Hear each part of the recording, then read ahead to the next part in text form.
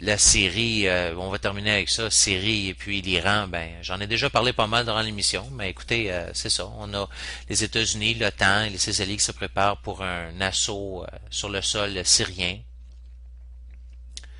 Les effectifs sont là, sont en place, les soldats, tout l'effectif militaire.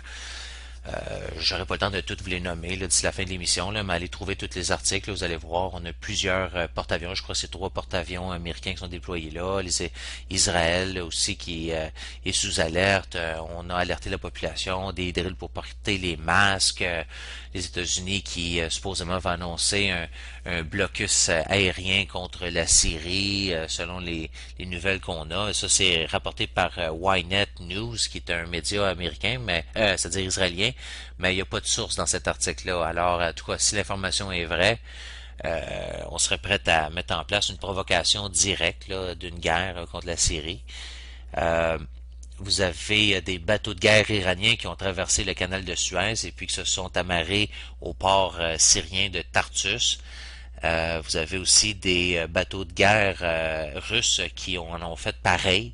Alors, vous voyez tout le positionnement stratégique militaire dans la région.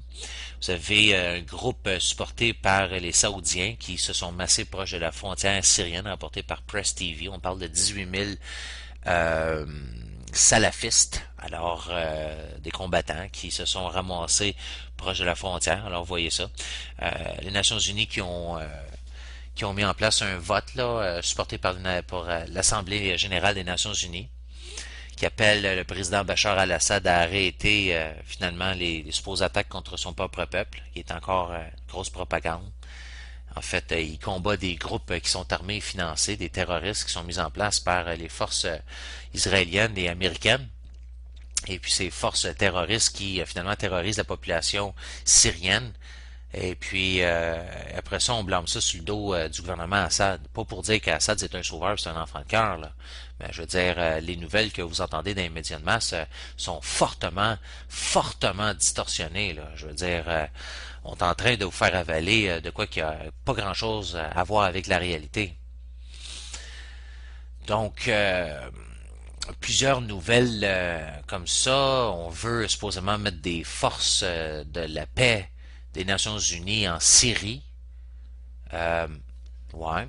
OK. Est-ce que vous pensez que la Russie puis la Chine va être d'accord avec ça? La Chine et puis la Russie sont déjà opposés à des interventions puis des sanctions contre la Syrie.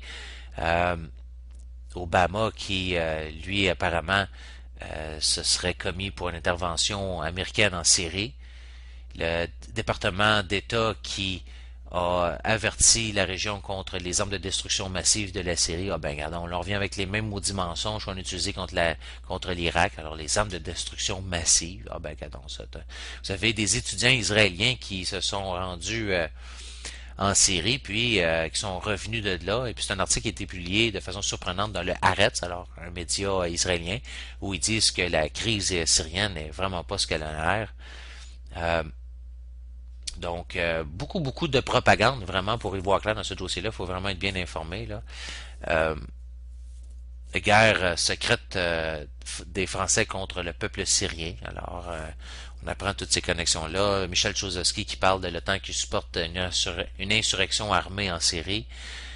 Euh, vous voyez là plusieurs indices comme ça qui vous permettent de croire là, que c'est pas, comme je vous dis, ce qu'on pense. Euh, donc, plusieurs trucs comme ça à aller voir. La semaine prochaine, écoutez, là, on arrive à la fin. Là, Assad qui va mettre en place un vote pour mettre fin au règne Baath. Alors, évidemment, c'est une grosse nouvelle pour la Syrie puis son peuple, et puis qui n'est pas rapporté dans les médias corporatifs parce que ça pourrait donner espoir que la Syrie est pas si pire que ce qu'on pense. Vous avez les Syriens qui s'en vont voter pour un référendum sur une nouvelle constitution. Alors, vous voyez, le Pakistan qui s'allie avec l'Iran contre les États-Unis. Ben ouais, le Pakistan qui a des armes nucléaires, rappelons-nous-en. Donc, plusieurs nouvelles comme ça. On va y revenir de toute façon la semaine prochaine sur le cas de la Syrie particulièrement et puis de l'Iran, sur le cas du pétrole. Alors pétrole qui risque d'augmenter beaucoup. Les Européens qui ont voulu mettre des sanctions économiques contre l'Iran et puis l'Iran a décidé d'exporter son pétrole vers 6 nations européennes. Ouch, ça va faire mal. On va en parler la semaine prochaine, les prix du pétrole qui risquent d'exploser un peu partout à travers la planète. Donc on va parler de ça, on va parler beaucoup d'Iran. Puis on va aussi parler d'économie la semaine prochaine et faire un retour sur ce qui se passe avec la situation à Fukushima au Japon, le nucléaire. Alors voilà, mes chers amis, c'est tout pour cette semaine. Merci d'avoir été à l'écoute et on se retrouve la semaine prochaine. Merci d'être fidèle et continuer de propager l'émission partout pour vous passer. Donc moi, je vous salue bien bas. C'était François Marginan pour tout le monde et à la semaine prochaine. Ciao!